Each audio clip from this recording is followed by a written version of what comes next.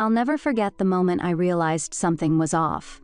It was one of those crisp, upstate New York mornings, the kind where the air feels like it's biting at your skin just enough to keep you awake. I was sitting on my patio, wrapped in my favorite quilt, the one Matthew got me years ago from some truck stop in Nebraska. It's ugly as sin, but it's warm and it smells like him, or at least it used to.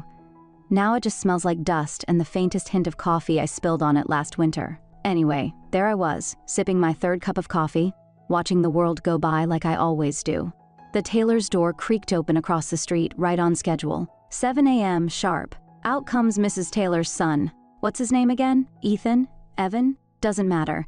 He's tall, lanky, always in a hoodie, and he's got this mop of dark hair that looks like he just rolled out of bed. Which, let's be real, he probably did. Kids heading to the university, same as every morning. But here's the thing. Every time I see him, my stomach does this weird little flip. Not like butterflies or anything romantic, don't get it twisted. It's more like unease. Like when you're walking down a dark alley and you hear footsteps behind you, but you don't want to turn around. That kind of feeling. I've been trying to figure it out for weeks now. Why does this kid make me feel like I'm standing on the edge of something? He's just a college student, right? Just a kid. But there's something about the way he moves, like he's always in a hurry but trying not to look like it. And the way he glances over at my house sometimes, quick, like he's checking to see if I'm there. This morning, though, something was different. He didn't just glance, he stopped. Right there on the sidewalk, halfway to his car, he turned and looked straight at me. And I swear, for a second, it felt like the air got heavier, like the whole world just paused. His eyes, dark, almost black, locked onto mine, and I couldn't look away. It was like he was trying to tell me something without saying a word. And then, just like that, he broke the stare, shoved his hands in his pockets, and walked off. But the feeling didn't go away. If anything, it got worse. My heart was pounding, and my coffee suddenly tasted bitter, like I'd brewed it wrong. I sat there for a long time after he left, staring at the empty sidewalk, trying to shake the feeling. What was that? Why did it feel like I'd just seen something I wasn't supposed to? And then it hit me. This wasn't just about him, this was about me. About the fact that I've been sitting on this damn patio for 5 years, watching life pass me by while Matthew's out there chasing some sense of purpose I don't even understand anymore. I'm years old. I've got everything I need. Money, a nice house, a family that's doing just fine without me. But I'm lonely, so damn lonely. And now there's this kid, this stranger, who somehow managed to make me feel seen, but not in a good way. In a way that makes me wonder if I've been ignoring something important, something dangerous. I don't know what's going to happen next, but I do know this. Whatever it is, it's not going to be boring. The day went on like it always does. I did my workout in my home gym, which honestly is just a fancy way of saying I have a treadmill and some weights in the spare room. But for some reason, today felt different. I had this weird burst of energy, like I was trying to prove something to myself. I'm still young, I thought. I haven't lost my mojo yet. I was running on the treadmill, wearing my fitted leggings and a tank top, and I couldn't stop thinking about him, Mrs. Taylor's son. It's become a routine for me now, this little obsession. I don't even know why. He's just this young man, probably 18 or 20, with skin so smooth and dark it looks like chocolate. And I know how ridiculous that sounds, comparing a person to chocolate, but that's the first thing that comes to mind every time I see him. I just want to, I don't know, take a bite? Ugh, that sounds even worse when I say it out loud. But here's the thing, I love this feeling. I haven't felt like this in decades. Not since I was in my teens or 22nds, back when I met Matthew and we fell in love. Back when everything was new and exciting and I didn't have to think twice about how I felt. But now? Now I'm a year-old woman, married for over years, and this kid, is making me feel things I haven't felt in forever. It's stupid, it's wrong, but I can't help it. The next morning, I was back on the patio, same as always, waiting for AM to roll around. My heart was pounding, and I wasn't even sure why. I kept telling myself, Adriana, what are you doing? This is ridiculous. But I couldn't stop. When he finally came out, I did something I'd never done before. I raised my hand and waved at him. He stopped, looked at me with these questioning eyes, like he wasn't sure if I was serious. Then he nodded and started walking toward me. My stomach was in knots, but I tried to play it cool. "Hey," I said, trying to sound casual. "What's your name?" "Keyshawn," he said, his voice deep but soft. "Keyshawn," I repeated, like I was testing how it felt to say it out loud. "Where are you headed?" "University," he said, shifting his backpack on his shoulder. I nodded, like that was the most fascinating thing I'd ever heard. "Oh, nice. What are you studying?" He told me, something about computer science, I think. But honestly, I wasn't really listening. I was too busy trying to keep my cool, trying not to let him see how nervous I was. How ridiculous this whole thing was.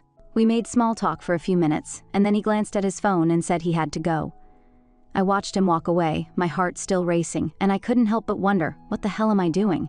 As Keyshawn walked away, I sat back down on the patio, sipping the last few drops of my coffee. My mind was still spinning from our conversation. I couldn't believe I'd actually called him over and talked to him. Called him over. What was I thinking? But before I could spiral too far into my own thoughts, I heard the familiar rumble of a diesel engine pulling into the driveway. I turned my head, and there it was, Matthew's truck. My husband stepped out, looking tired, but smiling that same easy smile he's had for the last 30 years. He said, his voice warm but rough around the edges, like it always is after a long haul. Usually, seeing Matthew fills me with this deep, steady happiness, like the world finally makes sense again. But today I felt this weird twist in my chest, almost like I was annoyed. Why did he have to come home right now? The thought popped into my head before I could stop it, and I immediately felt guilty. What kind of wife thinks that? I forced a smile and got up to hug him. "Welcome home," I said, trying to sound as excited as I usually would. He smelled like coffee and truck stops, that familiar mix that used to make me feel safe. But today, it just made me feel restless. We went inside, and I started making him a cup of coffee, his favorite, black with just a pinch of sugar. He sat at the kitchen table, stretching his arms like he always does after a long drive. I could tell something was on his mind, though. He had that look, the one where he's trying to figure out how to say something without upsetting me. Finally, he cleared his throat. "So, I hate to tell you this, but I've got another job lined up. Gotta leave tonight. It's a big one. Across the border. Probably gonna be gone for a while." I froze, the coffee pot hovering over his mug. My stomach did this weird flip, like it was filled with butterflies. I didn't know whether to feel relieved or guilty, maybe both. "Oh," I said, trying to keep my voice steady. That's fine. I mean, it's your job, right? You've gotta do what you've gotta do." He looked at me, his eyes searching mine like he was trying to figure out if I was really okay with it. "You sure?" "I know it's been a lot lately." "I'm sure," I said, maybe a little too quickly. I handed him his coffee and forced another smile. "You've got your purpose, Matthew, I get it." He nodded, but I could tell he wasn't entirely convinced. We sat there for a while, sipping our coffee in silence. My mind was racing, though. You, Keyshawn, Matthew, the guilt, the butterflies. It was all swirling together, and I didn't know what to do with any of it. All I knew was this: I was about to be alone again. And for the first time in a long time, that thought didn't make me feel lonely. It made me feel something else, something I wasn't ready to name. Matthew came over to me, his hands resting on my shoulders. "We only have a few hours," he said, his voice low and a little rough. "Let's make them count." I knew exactly what he meant. It had been weeks since we'd last been together, and normally this would have been the moment I'd been waiting for. But as he kissed me, I felt nothing. No spark, no excitement. Just this weird numbness, like I was going through the motions. He pulled away, grinning like he used to when we were younger, and hurried off to the bedroom. "Honey, I'm taking a shower," he called over his shoulder. I followed him, like it was some kind of script we'd rehearsed 1,000 times. I slipped into my nightgown, the silky one he bought me for our anniversary last year, and waited for him to come out. The sound of the shower running filled the house, and I just sat there on the edge of the bed, staring at the wall. My mind was everywhere and nowhere at the same time. I kept thinking about how long it had been since we'd last connected like this. Months? Maybe longer? I should have been excited. I should have been counting down the seconds until he came out of that bathroom. But instead, I felt empty. When Matthew finally emerged, he looked good, freshly showered, smelling like the soap he always uses, his hair still damp. He came over to me, kissed me again, and then we were intimate. But here's the thing. My body was there, but my mind was somewhere else entirely. I don't know when it happened, but at some point, I started picturing Kishan, his smooth, dark skin, his tall, lean frame, the way he'd looked at me earlier that morning. And suddenly, I felt something. A spark, a rush. It was like my body woke up, but my mind was screaming at me. "What are you doing? This is wrong. This is so wrong." But I didn't stop. I couldn't. Afterward, Matthew held me for a while, his breathing slow and steady. He seemed happy, content.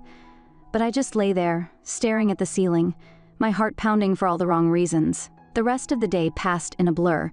Matthew packed his bag, kissed me goodbye, and left for his next job. And just like that, I was alone again. I spent the night tossing and turning, my mind racing. I couldn't stop thinking about Kishan, about the way he'd looked at me, about the way I'd felt when I pictured him. It was wrong. I knew it was wrong. But that didn't stop me from wanting more. The next morning, I was back on the patio, coffee in hand, waiting for AM to roll around. My heart was pounding, and I couldn't tell if it was from excitement or guilt. Maybe both. I kept glancing at the tailor's door, my stomach in knots. What was I even doing? What did I expect to happen? I didn't have answers. All I knew was this: I couldn't stop myself. Right on time, like clockwork, Kishan stepped out of his house. My heart skipped a beat, and before I could overthink it, I stood up and called out to him. "Hey, Kishan!" He turned, surprised, and walked over with that same easy stride. "Hey, ma'am," he said, his voice smooth but polite. I waved my hand like I was brushing the word away. "Oh, stop with him, ma'am. It's Adriana. Don't make me sound like some senior woman, okay?" The words came out before I could stop them, and I immediately regretted how flirty it sounded. "Oh, come on, Adriana," I thought to myself. "What else do you think you are?" He chuckled a little awkwardly and nodded. "All right, Adriana." I swear, the way he said my name sent a little shiver down my spine. I tried to play it cool, though. "So, Kishan, I see you're always heading out early. Busy life, huh?" "Yeah," he said, adjusting his backpack. "University keeps me on my toes." "I bet," I said, leaning against the patio railing, my voice dripping with a teasing lilt. "But you know, staying busy has its perks. Keeps you limber." I didn't even realize how suggestive that sounded until it was out of my mouth. My tone was playful, almost teasing, and I could see the faintest hint of confusion in his eyes. We kept talking, and I don't know what came over me, but everything I said had this edge to it, like I was flirting without actually saying the words. It was ridiculous. I'm a year-old woman, for God's sake. But there I was, standing there in my rogue, talking to this young man like I was some character out of a movie. Finally, I glanced at my watch and pretended to remember something. "Oh, shoot. You're probably going to be late, huh?" He checked his phone and nodded. "Yeah, I should probably get going." Before he could walk away, I blurted out, "Hey, Kishan, what time do you usually get home from uni?" He paused, thinking for a second. Probably around PM. "Why?" I smiled, maybe a little too brightly. "Well, I've been meaning to move some furniture around the house. You know, do a little redecorating. I could use some help. How about you come over around? I'd pay you handsomely, of course." He looked a little caught off guard, like he wasn't sure if I was serious, but then he shrugged and gave me that same small smile. "Oh, come on, ma'am." Adriana, I'd be happy to help. No need to pay." "Nonsense," I said, waving my hand again. "You're doing me a favor. Least I can do is make it worth your while." He nodded, still looking a little unsure, but he agreed. "All right, PM, it is." As he walked away, I sat back down, my heart racing. What was I doing? Inviting him over? Moving furniture? It was such a flimsy excuse, and we both knew it, but I couldn't help myself. There was something about him. Something that made me feel excited, and now I had to wait until PM. I spent the entire day preparing for PM, like it was some kind of grand event. I hit my home gym harder than I have in years. Squats, lunges, you name it. I was determined to look fresh, to feel young. By the time I was done, I was drenched in sweat. But I didn't care. I felt alive. Then came the waxing, the scrubbing, the whole 9 yards. I even drew myself a nice, warm bath, filling it with essential oils that smelled like lavender and vanilla. I soaked in there for what felt like forever, letting the steam and a scent wrap around me. When I got out, I felt like a new woman. I stood in front of my wardrobe, staring at my options like I was getting ready for the Oscars. Finally, I pulled off this low-cut dress I hadn't worn in years. It hugged my curves in all the right places, and when I looked in the mirror, I almost didn't recognize myself. "What are you doing, Adriana?" I thought, this is so stupid, so foolish. But I couldn't stop myself. By the time PM rolled around, I was a bundle of nerves. I kept pacing around the living room, adjusting the dress, reapplying lipstick, and then wiping it off because it looked too obvious. When the doorbell finally rang, my heart nearly jumped out of my chest. I took a deep breath, smoothed down my dress, and opened the door. And there he was. Keyshawn wasn't in his usual hoodie and university attire this time. He was wearing a tank top, and for the first time, I got a good look at his arms. His biceps were, wow, lean but defined, like he'd been sculpted by some artist who knew exactly what they were doing. His shoulders were broad, and his skin looked even smoother up close. I couldn't help myself. "You work out," I blurted out, my eyes still glued to his arms. He chuckled a little awkwardly. "Yeah, ma'am, every evening." "Well," I said, before I could stop myself, "looks like you'll be working out twice today." As soon as the words left my mouth, I froze. Did I really just say that? I could feel my face turning red, and I quickly covered my mouth with my hand. "I mean, you know, moving furniture around is a workout in itself," I stammered, trying to recover. Keyshawn just stood there, looking a little confused, but also amused. I couldn't tell. He nodded slowly, like he was trying to figure me out. "Right, yeah, I guess it is." I stepped aside to let him in, my heart still racing. "What the hell are you doing, Adriana?" I thought again, but deep down, I already knew the answer. I was in way over my head. I suddenly realized I hadn't even invited him in. "Oh, sorry," I said, stepping aside. "Come on in." Keyshawn walked into the living room, looking around like he was trying to figure out what he'd gotten himself into. I grabbed a beer from the fridge and tossed it to him. He caught it easily, his reflexes sharp, and cracked it open with a quick twist of the cap. I took a sip of my own drink, trying to act casual. "So, these sofas," I said, gesturing to the couch. "I need to move them over there. And the cupboard, too. Just a little redecorating, you know." He nodded, taking a swig of his beer. "All right, let's get to it." We started with the sofa. It wasn't heavy, we easily got it off the ground. But as we moved it, I intentionally put in less effort, letting him do most of the work. "Oh, could you come over and stand behind me?" I said, glancing over my shoulder. "Push the sofa together with me. It'll be easier." He didn't hesitate. He stepped behind me, his body close, so close I could feel the heat radiating off him. We both leaned into the sofa, pushing it across the room. My heart was pounding, and not from the physical effort. He was in such close proximity, him standing behind me, so close, working together. It felt familiar, like something out of a daydream, but the context was entirely different. My mind was racing, and I could feel my cheeks burning. When we finally got the sofa into place, I turned around, and suddenly we were face to face. Well, almost. He was taller than me, so I had to look up to meet his eyes. We were standing so close I could see the faintest hint of stubble on his jawline, the way his chest rose and fell as he caught his breath. For a moment, neither of us said anything. The air between us felt charged, like it was waiting for one of us to make a move. I could feel my pulse in my ears, and I swear, I thought he might have been able to hear it too. "Thanks," I finally said, my voice barely above a whisper. "You're really strong." He chuckled softly, rubbing the back of his neck. "It's no problem. What's next?" I didn't answer right away. I just stood there, staring at him, my mind spinning. What was next? I wasn't sure anymore. "You must be tired," I said, patting the spot next to me on the couch. Come on, let's sit for a minute. Keyshawn hesitated for just a second before sitting down. I scooted closer to him, close enough that our legs almost touched. I could feel the warmth of his body, and it made my heart race all over again. Well, Keyshawn, I said, nudging his bicep with my elbow, it shows. You do work out. He laughed softly, looking down at his hands. It's no big deal, ma'am. Say my name, I said, my voice firm but playful. He glanced at me, his dark eyes meeting mine. Adriana, he said, and the way he said it sent a shiver down my spine. I smiled, leaning in just a little.